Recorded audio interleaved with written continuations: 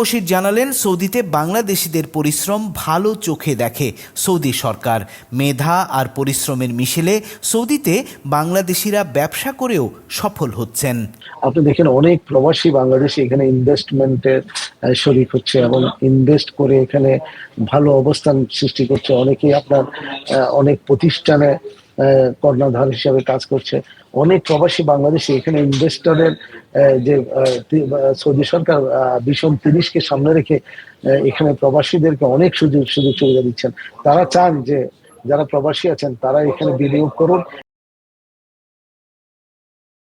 প্রবাসী সাংবাদিকরা জানালেন, সৌদিতে কর্মীরা যাচ্ছেন, কেউ কেউ বিনিয়োগ করছেন।